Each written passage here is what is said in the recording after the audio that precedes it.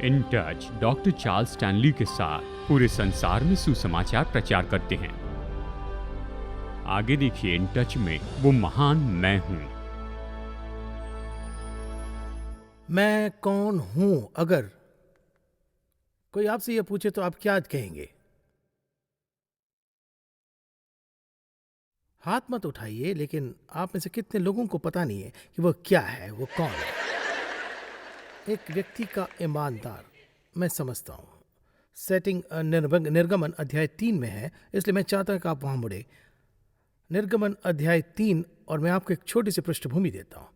आपको याद होगा कि फिरौन यह सुनिश्चित कर रहा है कि सभी हिब्रू बच्चे मारे गए, और इसलिए इस माँ ने फैसला किया कि वह अपने बच्चे को मारने नहीं देगी। तब उसने एक टोकरी बनाकर नील नदी के कांसों के बीच में रख दी और अपनी बेटी की द्वारा रखवाली की, और इसलिए फिरौन की बेटी को इस छोटी टोकरी और उम्र की खोज हुई।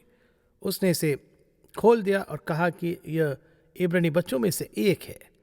वह ये क्यों जानती होगी? शायद इसलिए कि वह एक छोटा लड़का था और उसका खतना किया गया था, और इसलिए उसने कहा कि मुझे लगता है कि मैं उसे मूसा कहूंगा, क्योंकि हमने उसे पानी से बाहर निकाला था। इसलिए मूसा फिरौन के भयानक घर में हर चीज की कल्पना और हर संभव चीज के साथ बड़ा हुआ।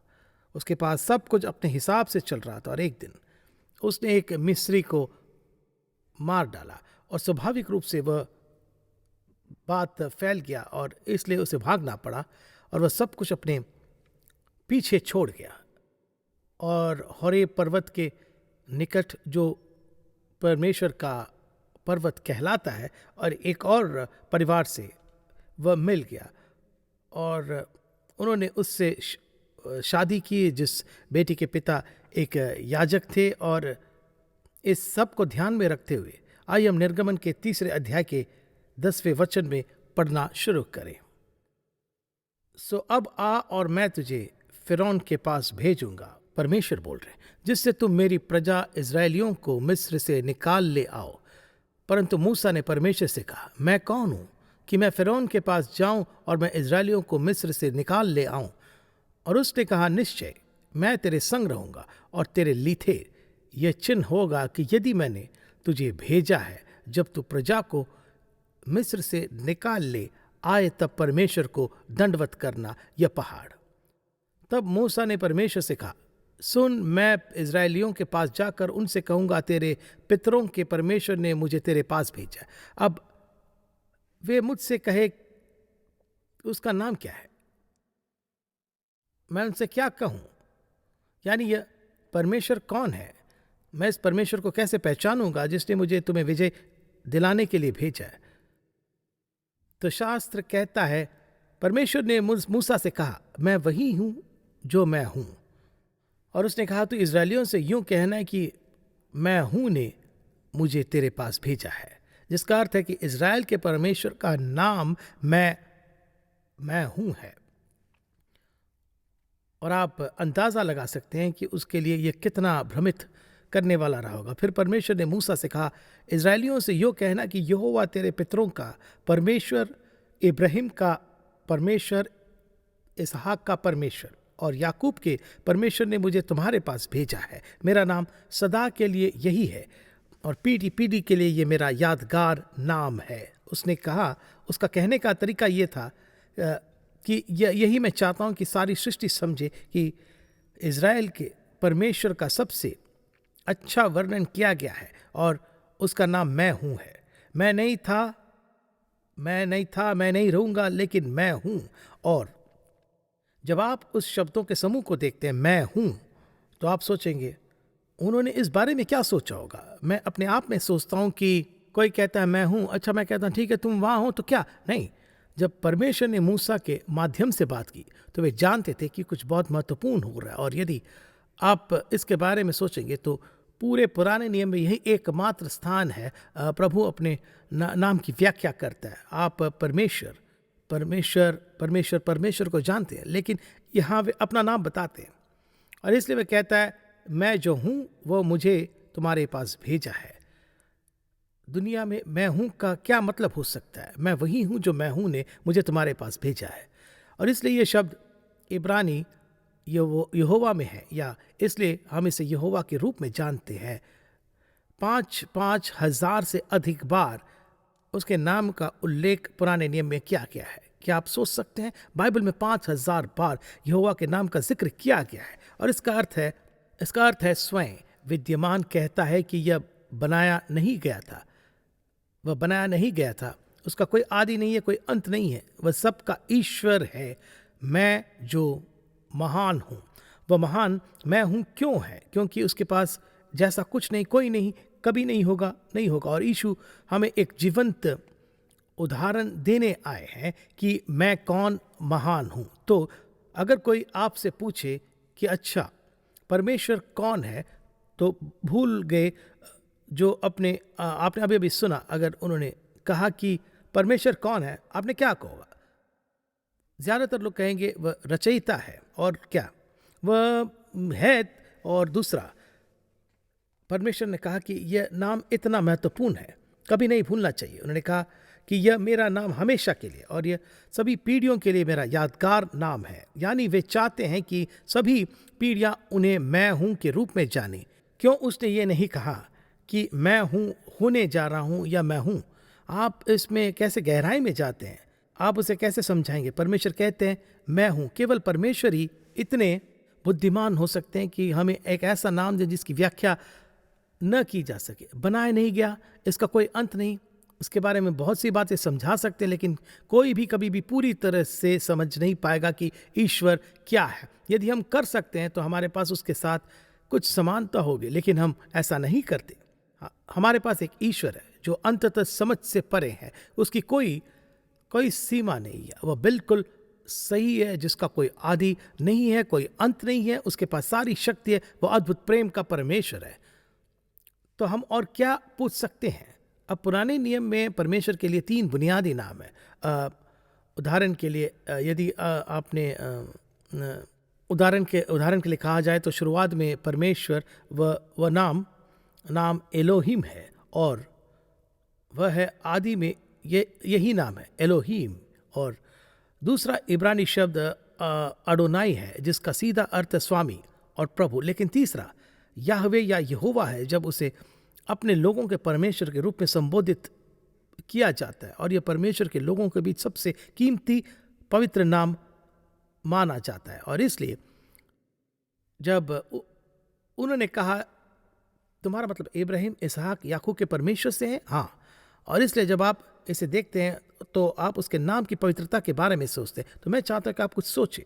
जब आप अपवित्र रूप में परमेश्वर के नाम का प्रयोग करते हैं, प्रभु के नाम को एक शाप शब्द में प्रयोग करते हैं, किसी प्रकार की अपवित्रता में, उसके लिए एक दंड होगा जो लोग नहीं समझते। आप नहीं कर सकते। आप परमेश्वर के पवित्र नाम का उपयोग नहीं कर सकते, जो कि वह सब कुछ दर्शाता है और अच्छी तरह से सोचता है। देखिए, यह सिर्फ कंठ बोली है, इसमें कुछ भी नहीं है। लेकिन अगर आप इसके बारे में एक पल के लिए सोचें, तो मैं 10 आज्ञाओं के बारे में सोचता हूँ। 10-20वें अध्याय पर वापस जाइए, एक पल के लिए 10 आज्ञाओं को देखें। आइए वचन 7 पर वापस जाएं। तू यहोवा का नाम न लेना। यहोवा है, वहाँ 5,000 से अधिक बार है। तू यहोवा का नाम न लेना। आप देख सकते हैं कि ये सभी बड़े छोटे बड़े अक्षर में है। तेरा परमेश्वर व्यर्थ है, क्योंकि जो उसका नाम व्यर्थ लेता है यहोवा उसे दंड न देगा। अब यदि आप बाइबल पर विश्वास करते हैं तो, और हम करते भी हैं, तो आप देखेंगे मैं 10 आज्ञाओं पर विश्वास करूंगा। मुझे आपसे कुछ कहने हैं। अधिकांश लोग कहते हैं कि वे 10 आज्ञाओं को मानते, वे विश्वास नहीं करते हैं, क्योंकि वे कहते हैं, उदाहरण के लिए आप व्यर्थ में यहोवा का नाम लेते हैं, इसे एक अधर्मी तरीके से उपयोग करते हैं। उदाहरण के लिए बोलचाल की भाषा में कहता है आप दंडित नहीं हो रहे। तो जो उसका नाम व्यर्थ लेता है उसे यहोवा दंडित करेगा। अब बस आप या तो परमेश्वर के वचन पर विश्वास करते हैं या नहीं। कोई कहता है मुझे विश्वास नहीं होता, देखिए उनको, जब परमेश्वर कहते हैं कि कुछ होने वाला, तो ये महान मैं बोल रहा हूं। बस यदि कोई मेरी उपस्थिति में व्यर्थ में प्रभु के नाम का प्रयोग करता है तो मैं उत्तर दूंगा, क्योंकि वह पवित्र परमेश्वर है, वो मेरा उद्धार करता है, मेरा प्रभु और मेरा स्वामी है। आप मेरी ओर से कुछ बचाव के बिना उसके बारे में बात नहीं करते। मैं कहने जा रहा हूं कि वह मेरा उद्धार करता है, और अब चाहते हैं कि कोई व्यक्ति 2 बार देखे। आप बस इतना ही कहें कि ठीक है, वह मेरा उद्धार करता है, और तो पता क्या होता है, परमेश्वर की आत्मा उन्हें दोषी ठहराएगी। हो सकता है कि उन्हें बचाया ना जाए, लेकिन लोग जानते हैं कि सर्वशक्तिमान परमेश्वर का नाम एक पवित्र नाम है। अब पवित्र शास्त्र कहता है कि तुम एक अवसर पर यीशु कुछ धार्मिक नेताओं को समझाने की कोशिश कर रहा था, वह मसीह था। और यूहन्ना के 8वें अध्याय की ओर हम उड़ेंगे। इस पद को आप जरा देखिएगा, अध्याय 8 और वह 98वें पद तक, उसमें आप नीचे जाइए। यीशु ने उनसे कहा, मैं तुमसे सच सच सच कहता हूं। जरा देखिए, अब्राहम के जन्म से पहले अगला 2 शब्द क्या है? मैं हूं। इब्राहिम के जन्म से पहले यीशु ने कहा मैं हूं, और इसलिए उसने स्वयं को किस में रखा? परमेश्वर के साथ समानता में, क्योंकि वह क्या है? वह परमेश्वर का जीवित पुत्र है। और आप यहूदियों को भड़काने की बात करते हैं। जब यीशु ने कहा कि मैं हूं, यह उनके लिए अपवित्रता की तरह था कि कोई भी संभवतः ऐसा नहीं कह सकता था। और यदि यीशु पवित्र नहीं होते तो वह अपवित्र होता। लेकिन यीशु बस कह रहे थे कि मैं हूं। जिस परमेश्वर को आप जानते हैं, इब्राहिम, इसहाक और याकूब के परमेश्वर, वही यीशु है। वह वही है जो उसने होने का दावा किया। और आप कल्पना कर सकते हैं कि जब उन्होंने मैं हूं कहा तो वे कितने क्रुद्ध हो गए, क्योंकि वे यहूदी जानते थे कि मैं हूं केवल परमेश्वर ही हो सकता है।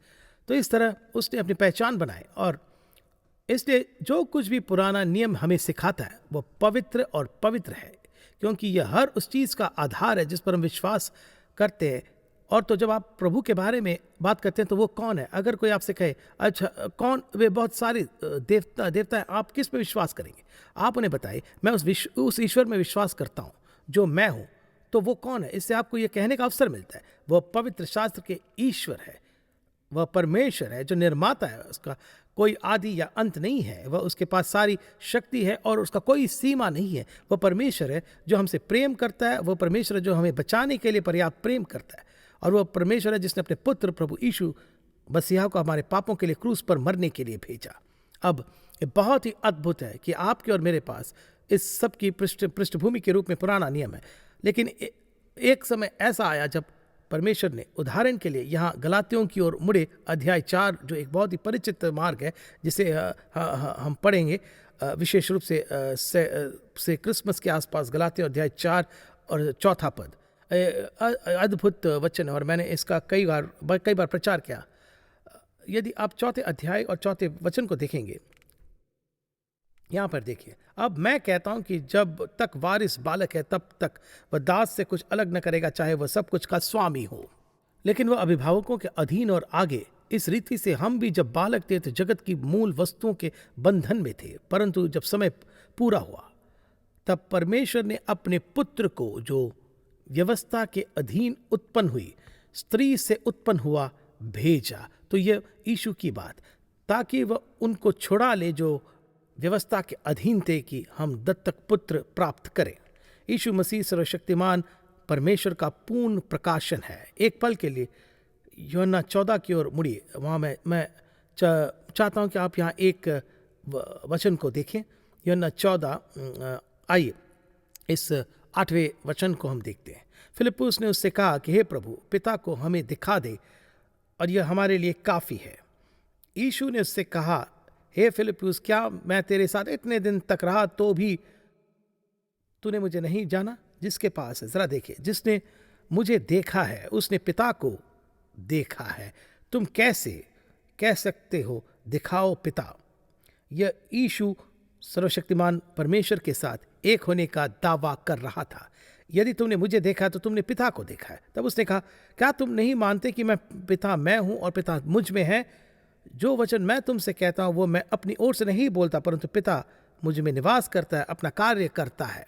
मुझ पर विश्वास कर कि मैं पिता में हूं और पिता मुझ में है, अन्यथा स्वयं कार्यों के कारण विश्वास करते हैं। मैं तुमसे सच सच सच कहता हूं, जो मुझ पर विश्वास करता है, जो काम मैं करता हूं वो भी करेगा, और बड़े काम, प्रकृति में बड़ा नहीं, वह इनसे भी बड़े काम करेगा, क्योंकि मैं पिता के पास जाता हूं। कोई कहता है यह असंभव है, उसका क्या मतलब है? उदाहरण के लिए आप केवल आज के बारे में सोचिए। सभी इलेक्ट्रॉनिक्स और चीज़ें जो हमारे पास और लोग यीशु के बारे में बात कर सकते हैं और हम पूरी दुनिया में सुसमाचार प्राप्त कर सकते हैं, वो एक आदमी के रूप में जीवित उन दिनों ऐसा नहीं कर सकता था। वो कहता था कि ऐसी चीज़ें होने वाली है जो आप सब समझ भी नहीं सकते हैं। जब उसने कहा कि जब तुमने मुझे देखा तो तुमने पिता को देखा।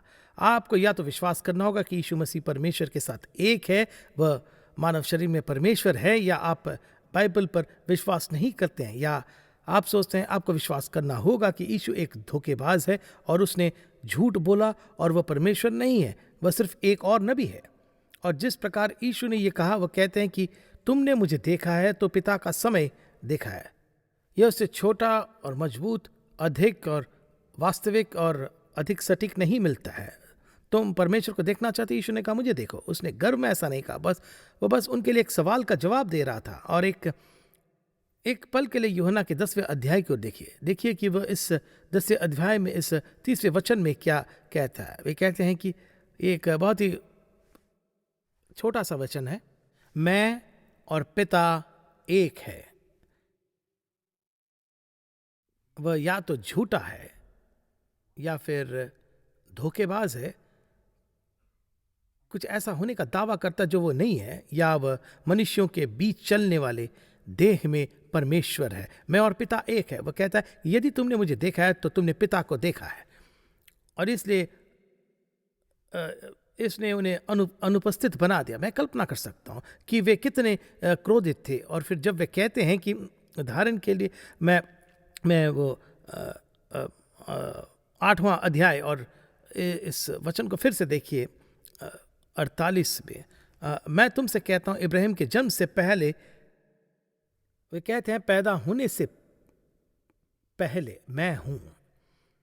मैं कल्पना कर सकता हूं कि वे पत्थर उठाने जा रहे थे। हाँ, बस इस आदमी को मार डालो जो इब्राहिम, इसहाक और याकूब के सामने होने का दावा कर रहा है। तो जरा सोचिए, आप इसमें क्या जोड़ सकते हैं जो इसे और अधिक समझने लायक बना दे। मैं बूढ़ा हूं, मैं जवान हूं, मैं अच्छा दिख रहा हूं, मैं बदसूरत हूं, मैं शक्तिशाली हूं, ये कर सकता हूं, वो कर सकता हूं, मैं क्या हूं। जब मैं इसके बारे में सोचता हूं तो मैं सिर्फ चिल्लाना चाहता हूं, मैं हूं। क्योंकि परमेश्वर अपनी बुद्धि में खुद को सबसे समझ से बाहर तरीके से परिभाषित करता है। मैं हूं, मैं क्या हूं। और इसलिए मैंने इसे इब्रानी और ग्रीक में और उन सभी चीजों में देखा, मैं हूं। और अगर कोई कहता है कि हाँ ठीक है, आप परमेश्वर के बारे में क्या मानते हैं, बस यही गई कि मेरा मानना है कि मैं इस पर विश्वास करता हूँ कि उसने कहा कि मैं हूँ और यही मैं उसके बारे में मानता हूँ। तो अच्छा मैं क्या हूँ, तब आप बस हर दिशा में जा सकते हैं, क्योंकि इससे बड़ा कोई जवाब नहीं है।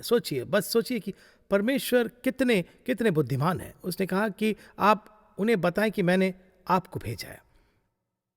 और फिर मैं उन सभी बातों के बारे में सोचता हूँ जो यीशु ने कहा था। अब यूहन्ना को देखिए अध्याय 1, और यूहन्ना के पास इस बारे में सबसे बड़ी व्याख्या कि यीशु सभी शिष्यों में से कौन है। उसने उन सभी को पार कर लिया था। और ज़रा इस मार्ग को देखिए, बहुत से लोग इसका मतलब नहीं समझते, लेकिन यूहन्ना 1 में शुरुआत करते हुए देखिए इसको ध्यान से।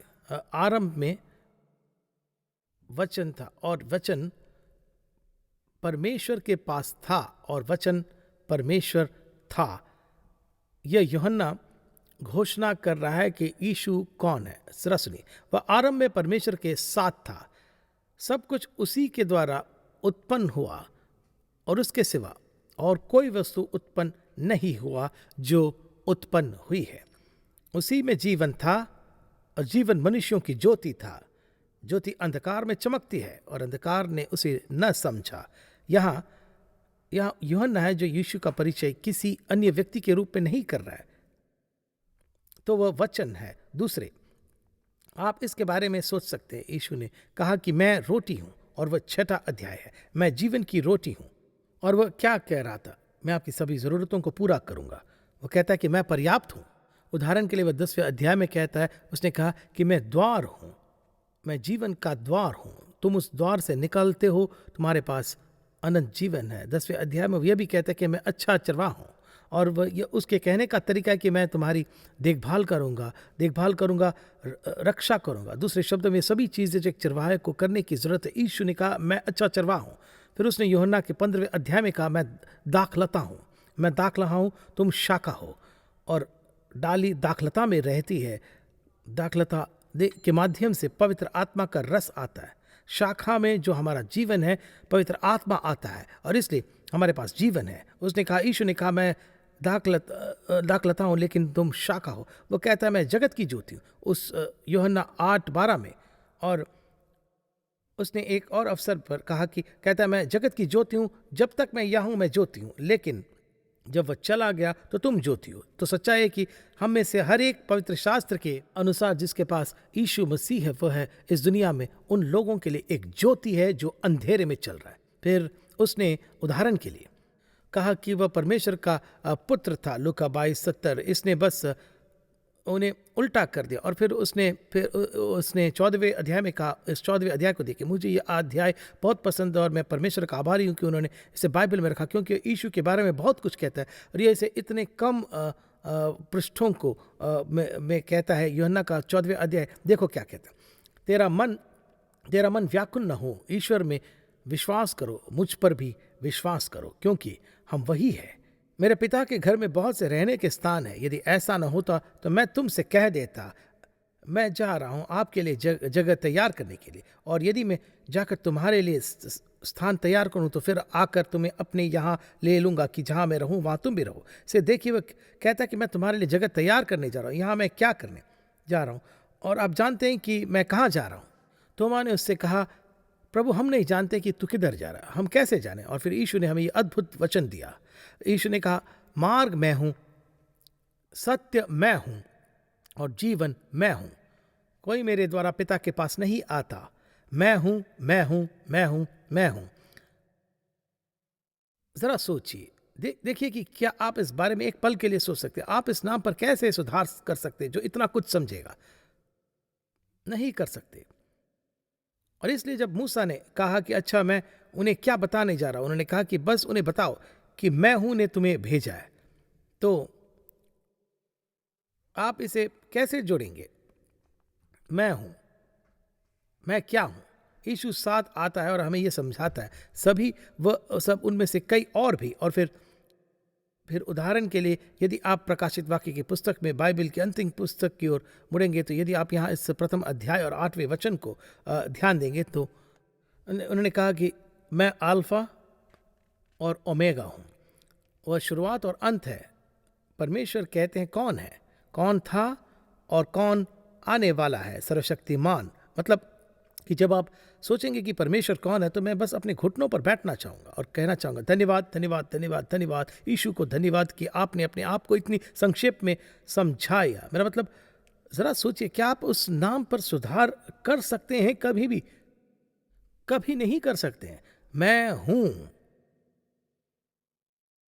उसने कहा तुम बस उन्हें बताओ कि मैंने तुम्हें भेजा है, और यह काम किया और इब्रानियों को मुक्त कर दिया गया था। और पुराने नियम में इतिहास है, फिर यीशु जीवित मानव रूप में कहने के लिए आए, यदि आपने मुझे देखा तो आपने पिता एक देखा होगा। वे कहते हैं मैं अब्राहम, इसहाक और याकूब के बारे में सब कुछ जानता हूँ, इससे पहले कि वे थे मैं हूँ। वसीयत नहीं होगी, मैं हूँ। मैं चाहता हूँ कि आप उन दो शब्दों को अपने दिल में बसा ले। महान मैं हूँ मानव जीवित अभिव्यक्ति में सर्वशक्तिमान ईश्वर है। यह यीशु मसीह का व्यक्ति है। हमें चाहिए कि हमें उनके नाम को पवित्र तरीके से स्वीकारना होगा। मैं हूँ, इस उपदेश को मत भूलिए, यही हम सेवा करते हैं। मैं हूँ, आप इसमें जोड़ नहीं सकते, इस पे घटा नहीं सकते, कोई शुरुआत नहीं, कोई अंत नहीं, कोई पूर्ण विवरण नहीं। और इसलिए हम यीशु से प्रेम करते हैं क्योंकि वह महान मैं हूं। यदि आपने कभी भी अपने उद्धारकर्ता के रूप में यीशु पर भरोसा नहीं किया, तो सबसे अधिक संभावना है कि आपने इसे अपने जीवन में कभी नहीं सुना होगा। देखिए, परमेश्वर पिता ने यीशु को क्रूस पर मरने के लिए भेजा। वह हमारे पापों का प्रायश्चित करने के लिए, पापों का भुगतान करने के लिए मर गया, ताकि महान मैं हूं उनके पुत्र यीशु मसीह के माध्यम से आपके भीतर रह सके, और ताकि हम एक पवित्र और ईश्वरीय जीवन जी सके, अपने जीवन के लिए उसकी इच्छा और उद्देश्य को पूरा कर सके। अब यदि आप अपना जीवन महान मैं हूं के अलावा जीते हैं तो यह आपके दिमाग में अलग हो जाएगा, लेकिन आप कभी भी उसकी उपस्थिति से बाहर नहीं आ पाएंगे और आप अनंतकाल तक जीवित रहोगे उसकी उपस्थिति में नहीं। परमेश्वर निश्चित रूप से उन लोगों से खुश नहीं है जो उसके बिना मर जाते हैं। वह क्रूस के पास आया और क्रूस पर मरा ताकि आप और मैं बच सके। मुझे बस इतना ही कहना है, अगर आप सिर्फ एक प्रवचन को सुनते, बचने का एक ही तरीका है, किसी भी आशा के साथ मरने का एक ही तरीका है, यह विश्वास करना कि महान मैं हूं जो यीशु मसीह के व्यक्ति में आया था, आपके पाप ऋण को पूरा कर दिया। और बाइबल कहते हैं कि प्रभु यीशु पर विश्वास करो, यीशु मसीह, तुम बच जाओगे। आमीन। पिता, हम आपको धन्यवाद देते हैं कि आप इतने तरीकों से हमारी समझ से परे हैं, लेकिन आपने हमें यह जानने के लिए पर्याप्त सत्य दिया है कि हम आपकी उपस्थिति में रहते हैं और चलते हैं। हम आज सुबह ही आपसे कहते हैं कि पिता आपको आशीर्वाद दे, आशीर्वाद दे, आपकी स्तुति करें। हमारे पास आपको ये बताने के लिए शब्द नहीं है कि हम आपको कितना अद्भुत समझते हैं। यीशु के नाम में आमीन। यदि आज के प्रोग्राम के द्वारा आपने आशीष पाई है तो कृपया लॉग कीजिए intouch.org पर।